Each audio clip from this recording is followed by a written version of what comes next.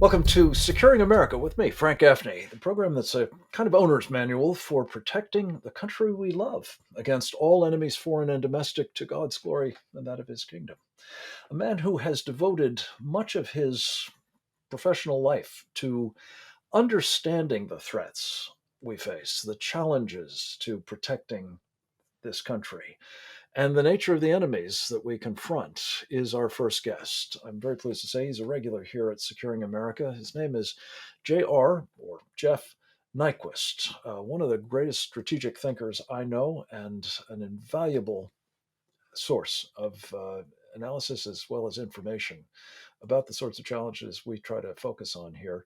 He's the author, among other things, of The Origins of the Fourth World War and blogs at jrnyquist.blog. It's good to have you with us, Jeff. Welcome.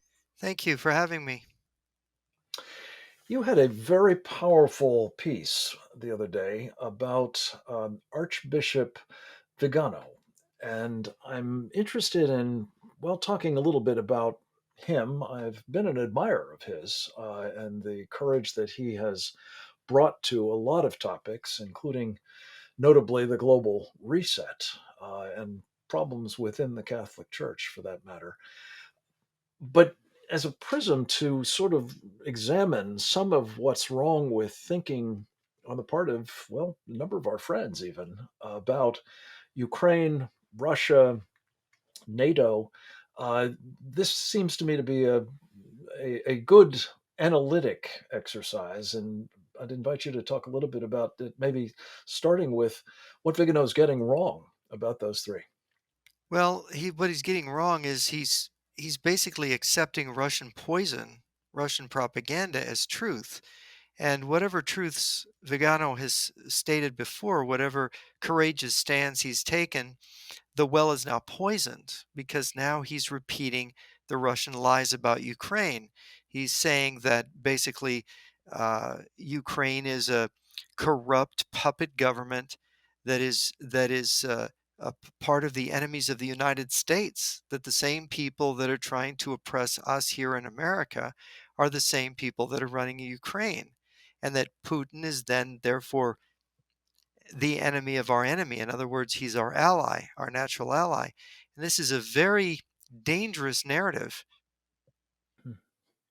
And I guess, unfortunately, as with a lot of propaganda, there's always some element of truth to it. And I think it's fair to say that there are people, the Clinton machine, for example, that have been deeply involved with corrupt activities in Ukraine for years, the Biden crime family as well, that have been implicated in some aspects of this story.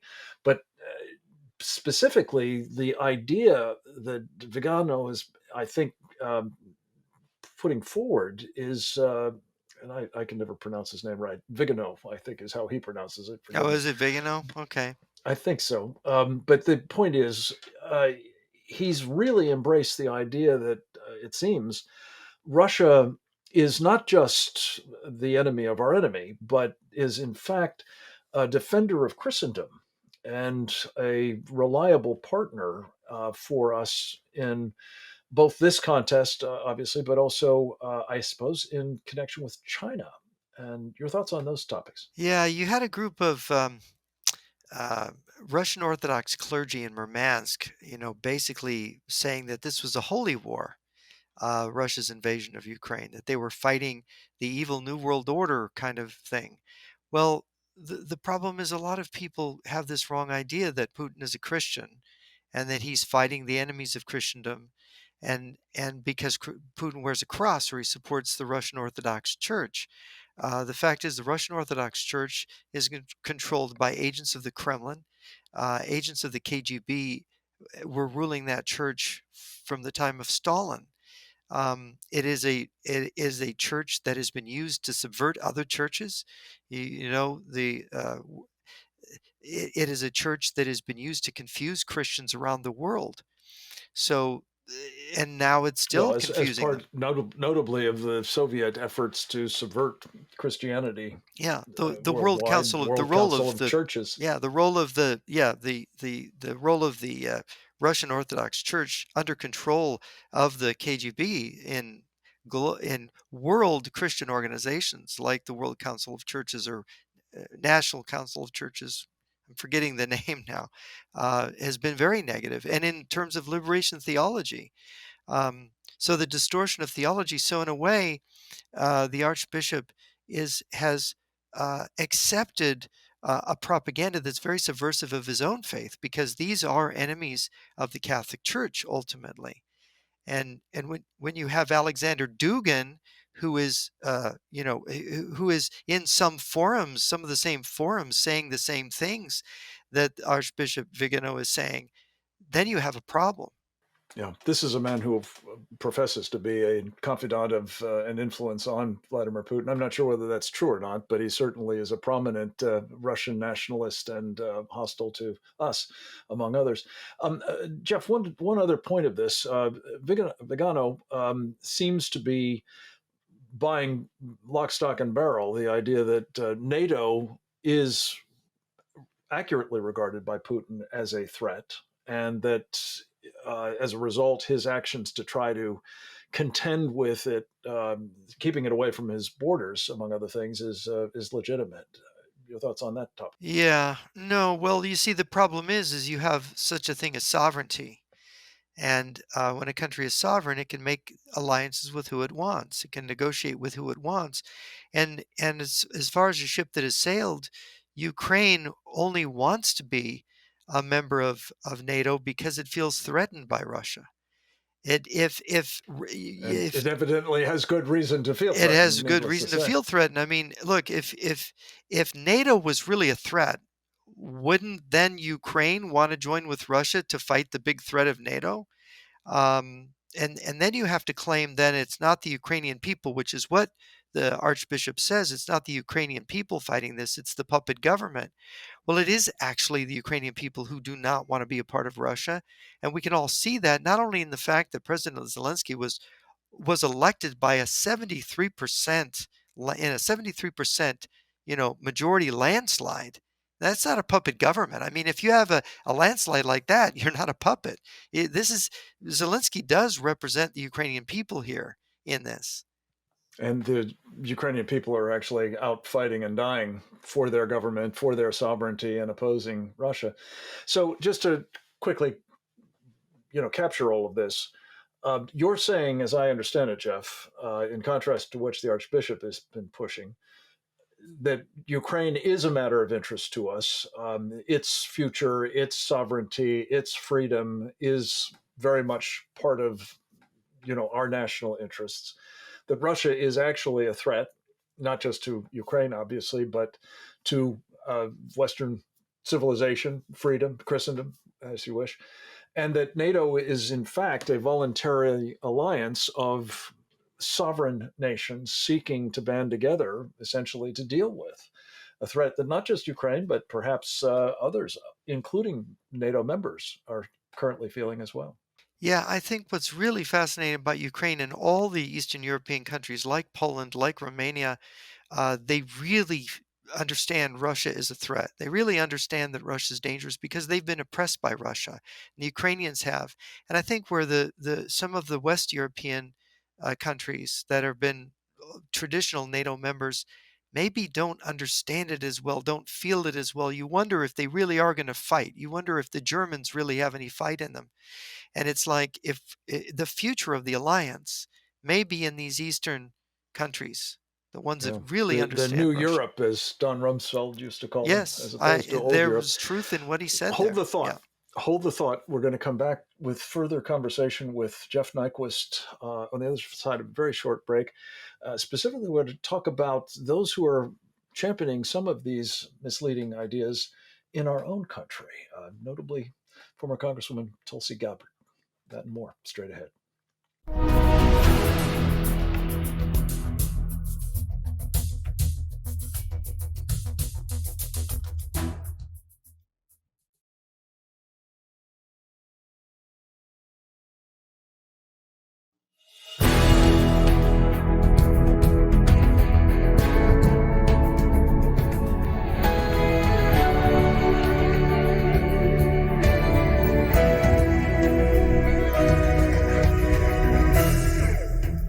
Welcome back. We're talking with one of the great strategic thinkers of our time, as far as I'm concerned. His name's J.R. Nyquist, or better known to his friends, whom uh, them I count myself. Jeff Nyquist. He is a blogger, an author of a lot of periodical literature, including in places like the Epic Times. He is also an author of some very important books, including The Origins of the Fourth World War. And there are some who believe we may well be in a world war at the moment, or an incipient one at least. One of those is a former congresswoman by the name of Tulsi Gabbard of the state of Hawaii. Now, a former member, she has been very active in recent years, drawing on her experience, I believe, in the United States Army, uh, talking about Syria, talking about other Middle Eastern challenges, and recently about Ukraine. And she's taken a line that seems to be pretty much tracking with that of Archbishop Vigano, who we've just been critiquing with Jeff.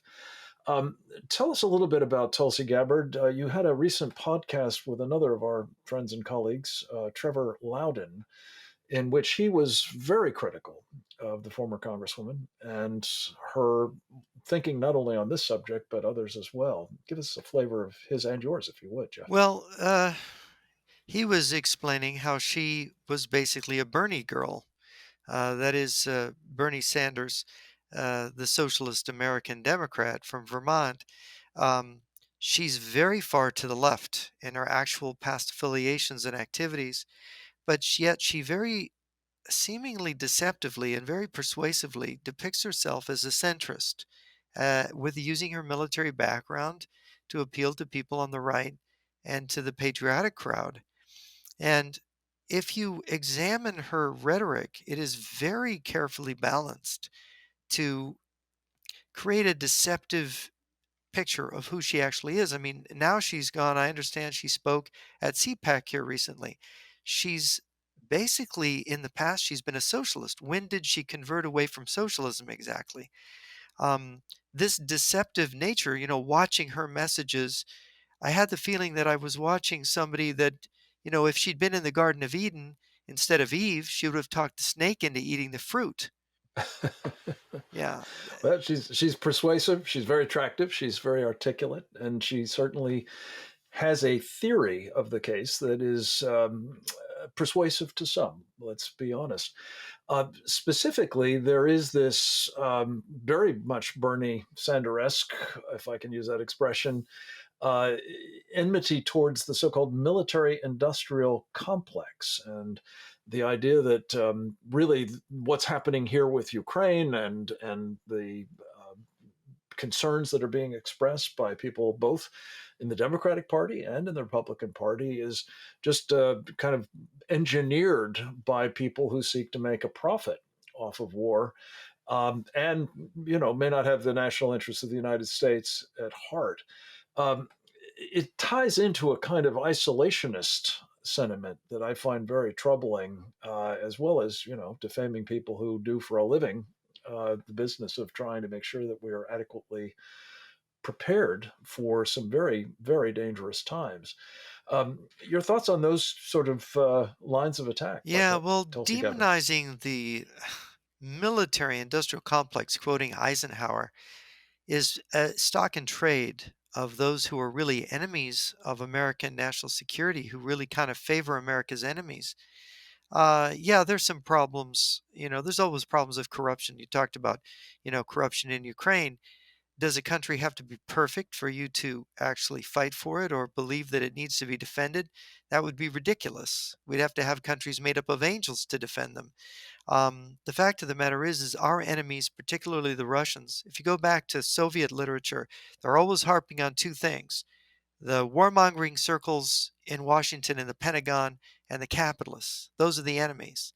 And if you listen carefully to what these people are saying, the enemies are the wealthy people, the malefactors of great wealth, and the Pentagon, the military industrial complex, which is a way of being against America while claiming that you're patriotic.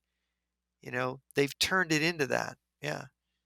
It is, and we've seen Tucker Carlson, who I admire on a lot of scores, very much embracing this kind of narrative and claiming that we're calling everybody who disagrees agents of the Kremlin. I'm certainly not saying that, but I do worry about some of the rhetoric that's being advanced here. Well, the Russians lie so much. I mean, you look at this invasion of Ukraine. You remember Sergei Lavrov said, "We're not going to invade Ukraine." Then they're saying, "We're pulling back. The exercise is done." And then the invasion happens. And of course, Putin's saying, "Well, it's not an invasion because it's our territory. So you can't invade your own territory." I mean, these are the sneaky use of words that we see here. And to have people being in sympathy with the Russian side makes them very vulnerable to believing some of these lies. And the problem is the Russians lie so much, you only have to believe a few of them to be basically neutralized by them. Paralyzed in effect. Jeff, this brings me to the last point, and it's a very serious threat, I believe, to our liberties here at home. Um, I call it the enemy within phenomenon, but we're being told that the national security agencies of the United States now must be turned against the enemies within, which they would have us believe are, well, people like thee and me, people who are patriotic Americans, people who love this country, people who support and defend the Constitution of the United States, and who are nonetheless being portrayed as not sufficiently aligned with um, Joe Biden, not sufficiently simpatico with his policy agenda, and therefore uh, potential, if not actual, domestic terrorists. What do you make of both that line of attack out of, I think, the Marxist playbook and the implications of these agencies now being weaponized in this Well, it's fashion? very dangerous if one political narrative, which happens to come from the left, claims that Russia's our enemy and that we need to crush the right because you've got right wing voices supporting the Russians. I can kind of feel like this is where they're headed with this. And the only thing to say is that these people have always helped the Russians. And in terms of helping the country's defense, they've been against increasing our actual effective defense and our nuclear arsenal, and our Navy's shrinking under Biden. So, yeah. Yeah, and funding is being deferred on investments in other areas as well.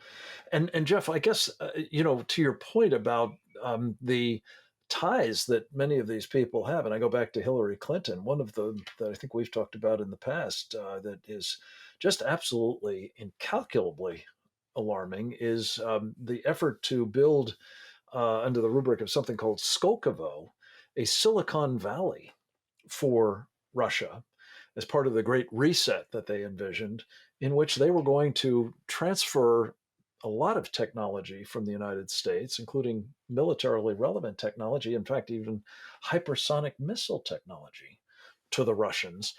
Interestingly enough, with a high correlation among the people whose technology would be transferred, who were actually donors to the Clinton Foundation as well, a sort of classic Clinton pay to play scheme.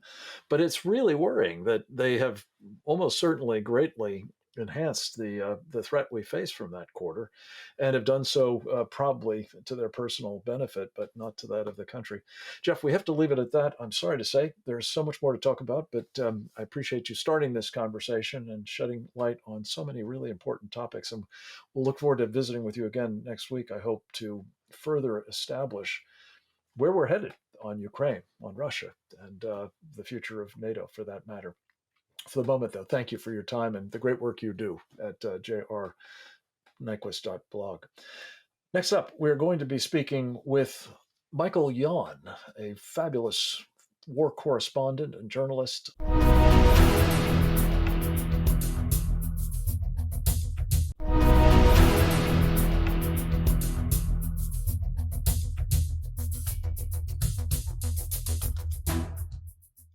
We're back, and it is always a distinct honor as well as great privilege to be able to welcome our next guest. His name is Michael Yon. He is one of our time's most courageous and intrepid, and I think effective investigative reporters, combat journalists, men of great daring do, who is always where the trouble is, marches reflexively to the sound of drums and guns, and a combat special operator in a previous life brings those skill sets to bear to keep us all abreast of things that are happening, most recently and frequently affecting our own national security quite directly, as is the case today, where we catch up with him as he's doing some reporting on, well, the invasion that is taking place across our southern border.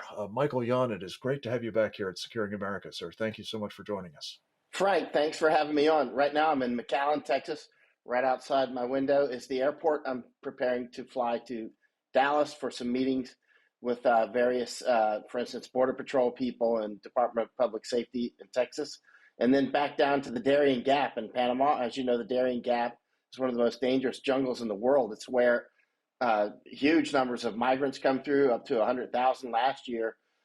They funnel in through South America, through Colombia, and then through Panama, and eventually end up right here and in neighborhoods around the world. And Darien Gap is a pretty epic place. I spent 4 months there last year, took a couple congressmen in, took quite a few other people in, and some other Congress people want to go back soon. So I'm going to go back and do another reconnaissance.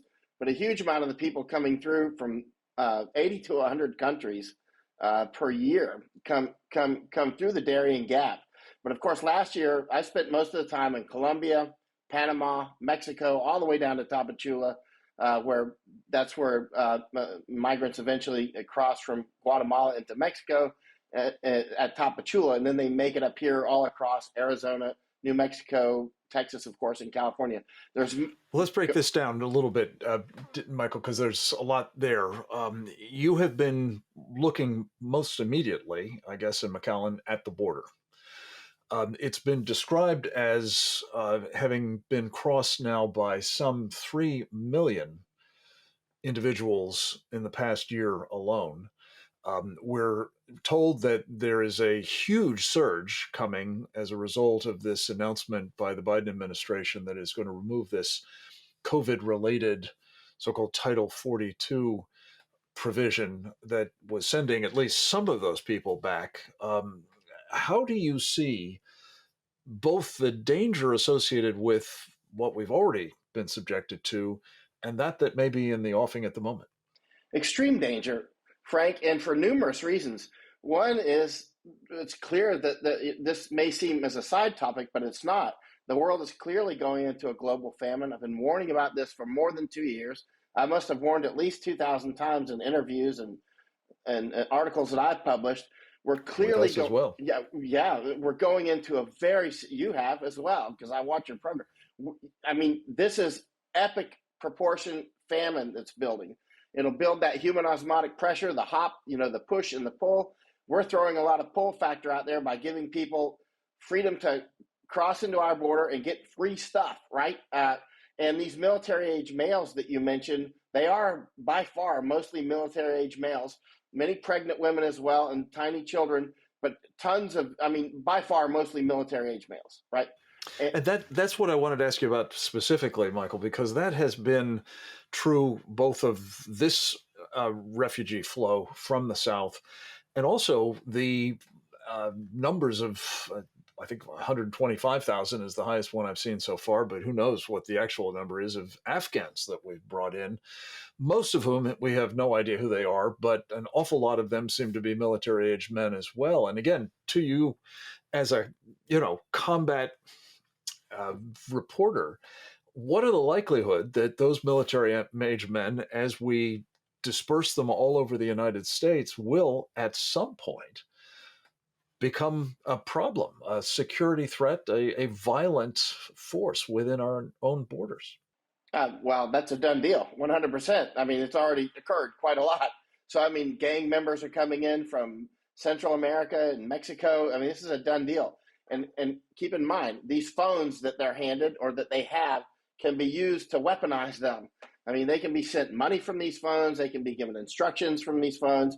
I mean, this is a big deal. This is a Now, weaponization when of you say that they have and they've been given, you're talking about this as another of the Biden team's initiatives, misbegotten initiatives, that and the theory that that will help them get them to come to court and go through the asylum process.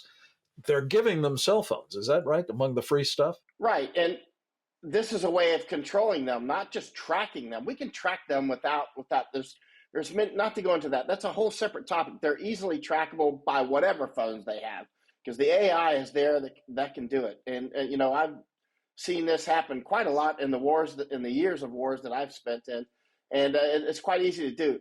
But keep in mind, these military age males that are coming in, they're easily weaponizable by using nothing more than the phones, giving them instructions on where to go, putting money on their phones. It's too simple.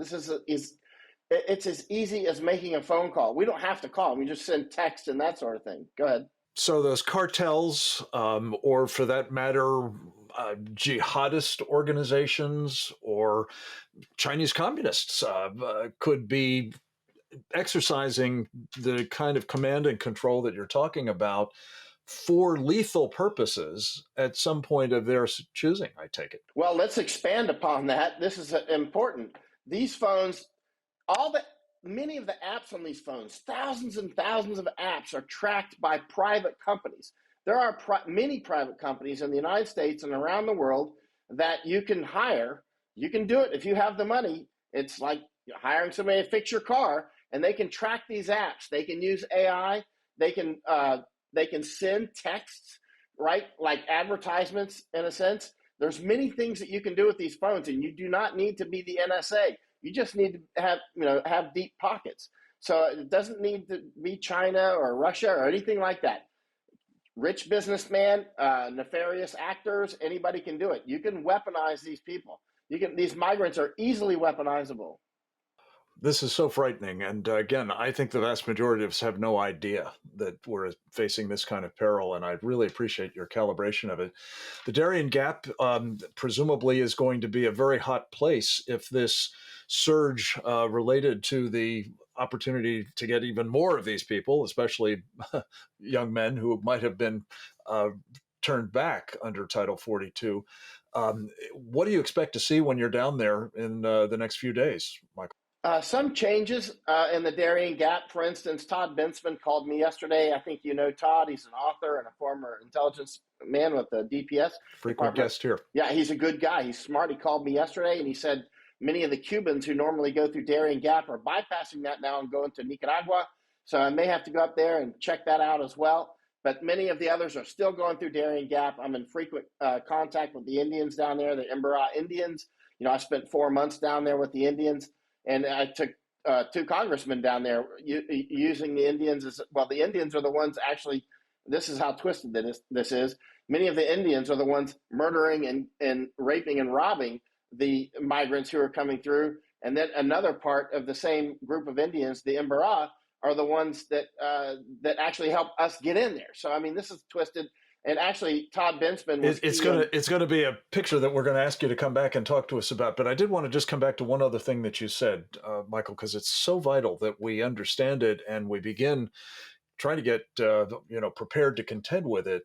That global famine that you're talking about is going to create still more impetus for people to come here. It's also going to affect us here, is it not? Huge. I first started telling people in 2020, in January and February, March, stock up on food because I study pandemic. As a war correspondent, I study pandemic, famine, war, migration, and above all, information war. PhD level of warfare is information warfare. And that's what we're talking about with, for instance, handing out phones to people. But when it comes to pandemic, famine, and war, it's like the triangle of death, pan for war, pandemic, famine, war. If you get one in a big way, pandemic, famine, or war, you get the other two every single time. And that's why in early 2020, we didn't know how this one was going to shape up. But if it went in a terribly bad way, we would certainly get famine and war. Of course, it was, as we know, largely manufactured, but the results end up being the same. We're going to end up, and of course, the powers that be are now blaming it on the Russian war with Ukraine, which is certainly additive pressures and certainly making things a lot worse. If I were to create a war that would exacerbate famine, it would be this one that's now unfolding in Ukraine. We're going to see the human osmotic pressure from these famines. Certainly, Africa is going to get hit hard, including Egypt. In other places, for instance, Lebanon, of course, are already getting hit. Syria, Sri Lanka, they're not all from the same thing. For instance, the issues in Sri Lanka right now are not all about the Ukraine war. That would be untrue. And they're not all from the pandemic either. The issues in Sri Lanka have other genesis, but at the same time, all these things add up. Our resilience is reduced due to the lockdowns, due to supply chain issues. As you know, I just spent 2 weeks going across from California to Maryland to Washington, D.C. with the truckers. I rode with the With the truckers. truckers. Right. So Right. I was We, studying we this. need to have you back, Michael, to talk about that as well. I'm very, very keen to find out what your takeaway was from that and what it says about America, that we're facing not only these challenges externally, but what people are beginning to feel and want to do about it internally. We have to leave it at that, though, my friend. God save you speed. Godspeed is what I'm trying to say on your travels, and keep up the great work. Come back to Thank you us for soon if having you me would. on, Frank. I love coming on your Next show. up, we love having you. Next up, Steve Mosher. We'll talk with him about China's dream, Xi's nightmare for the rest of us.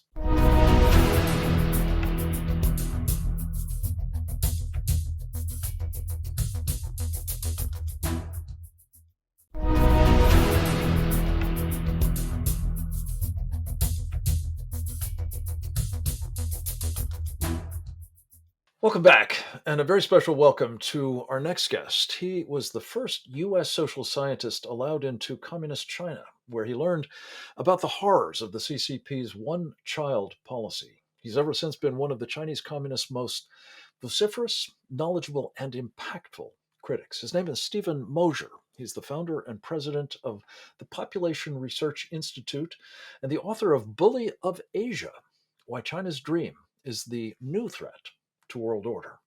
Steve Mosher, it's very good to have you back. You are also a member of our Committee on the Present Danger of China, and we're delighted always to have a chance to visit with you. Well, I'm happy to be here, Frank, and the committee does very, very important work, especially at this juncture in history, which I think is critical. It is critical indeed.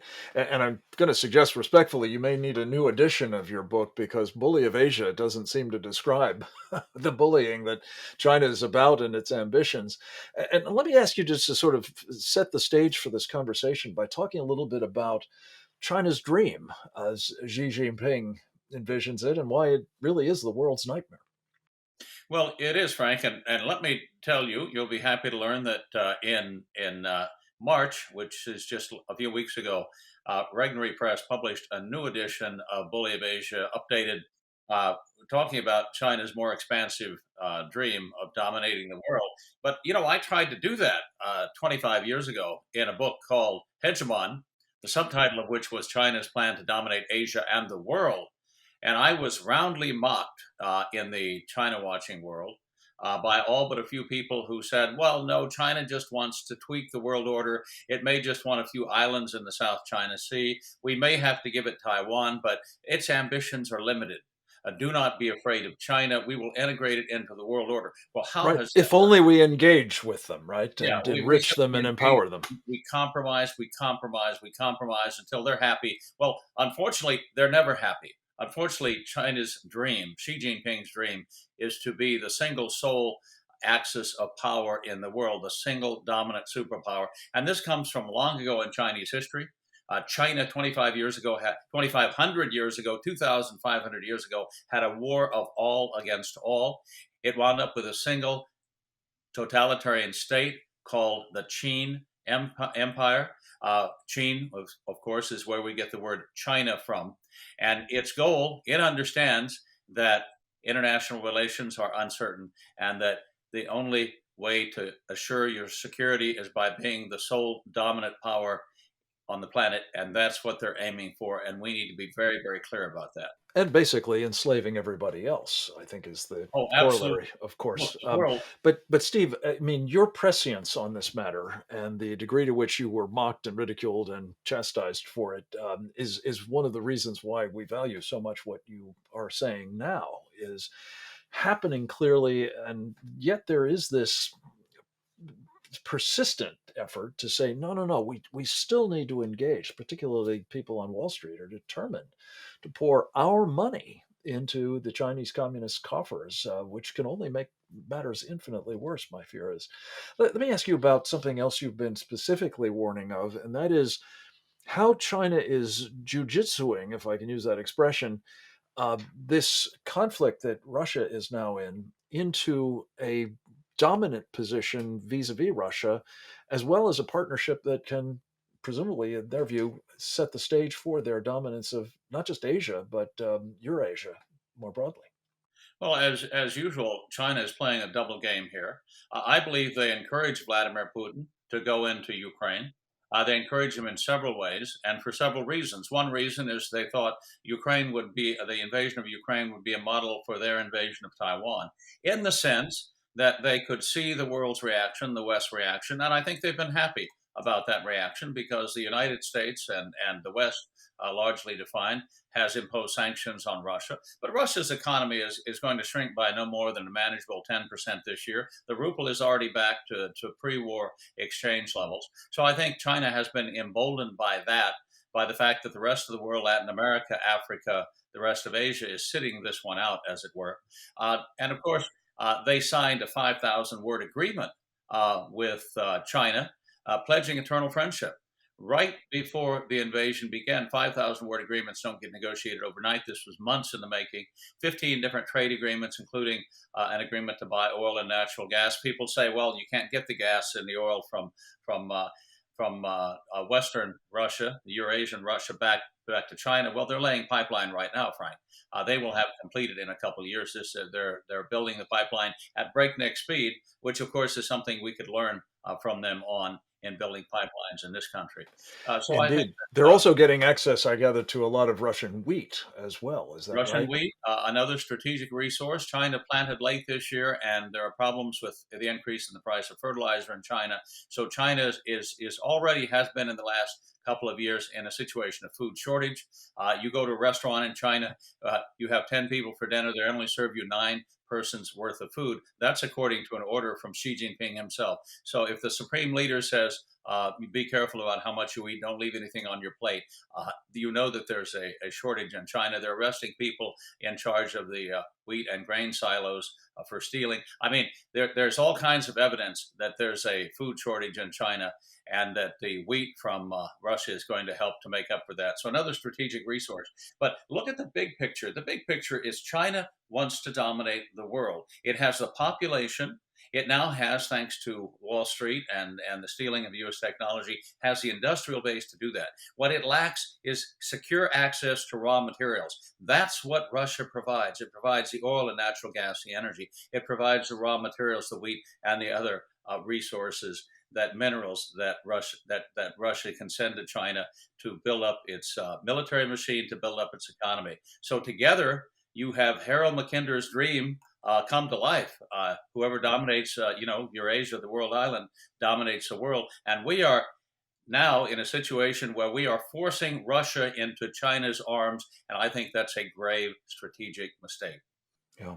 Well, we certainly find them in each other's arms, whether we're responsible for it or whether the Chinese have engineered it. But the danger that you've pointed to, I think, is absolutely indisputable at this point, and that is that they're jointly a vastly more dangerous problem for the free world, not just us, but the free world. And I'm fearful that, uh, as we've seen in some cases already, Steve Mosher, people will begin accommodating to this new world order, if you will, and the power that flows from it with separate pieces.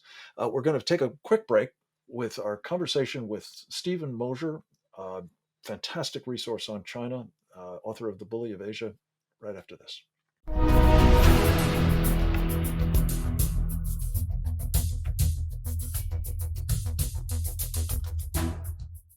Welcome back. We are continuing a really important, very timely conversation with Stephen Mosher of the Population Research Institute, one of our country's duty experts on China, the author of Hegemon and Bully of Asia, two incredibly important works on the true character of China and its ambitions, the China Dream.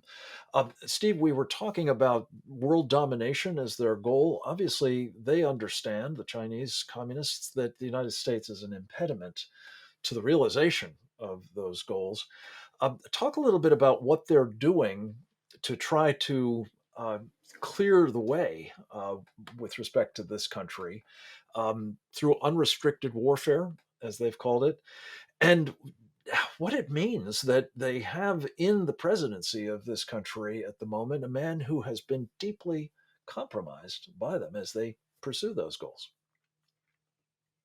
Well, you know what it means, Frank, as well as I. It means that we cannot trust the only person in the United States who's elected by the entire American public, who is supposed to represent America on the world stage, who is supposed to represent all of us, not a faction within his own political party, seems to be in thrall to some degree to China, which knows perfectly well, better than the American public, exactly what kind of escapades the Biden crime family has been up to over the last 20 years.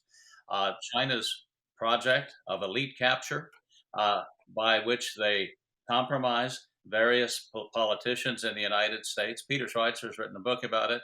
You have, of course, on that list, you have people like Nancy Pelosi and Dianne Feinstein. But they now have reached a kind of culmination because they have compromised, I believe, the president of the United States.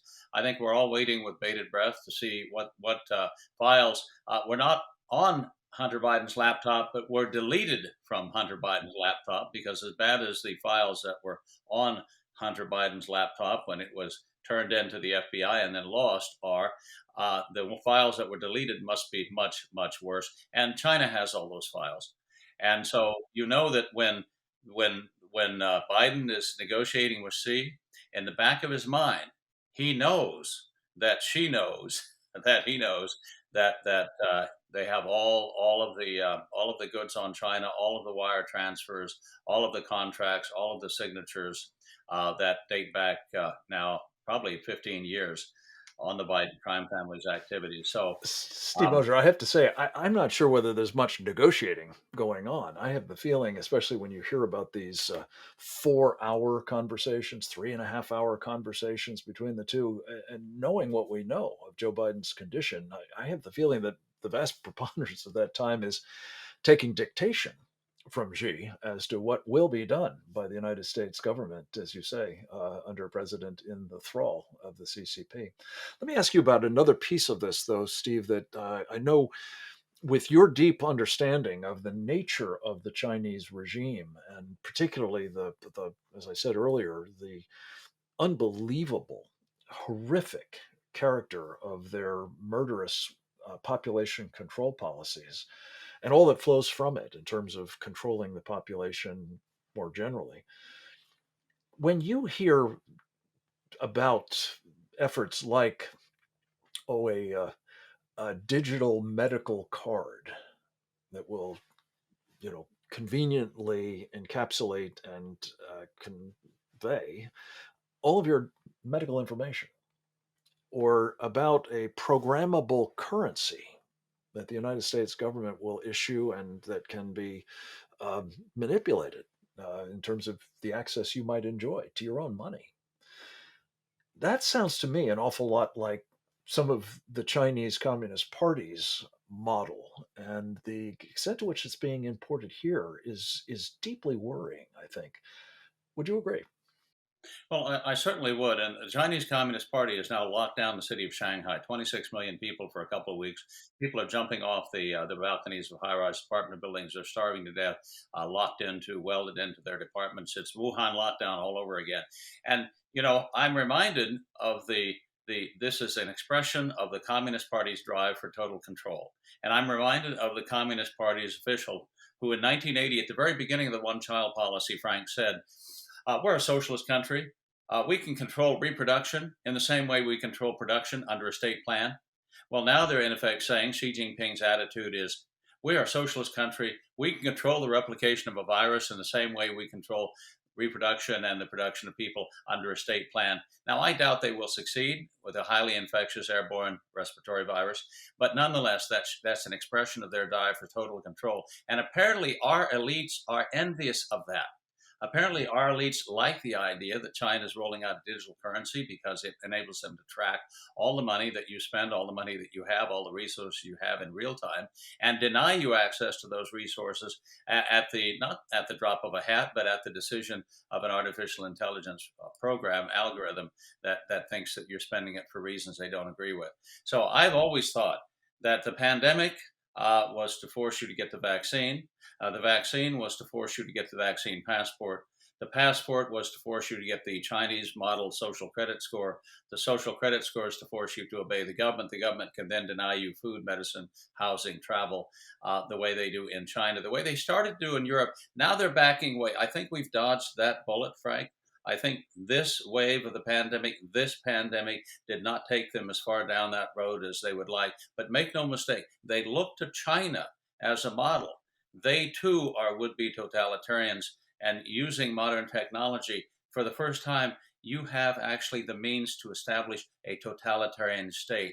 We always said that wouldn't succeed because you can't have enough people watching to watch everyone all the time. Well, you don't have to.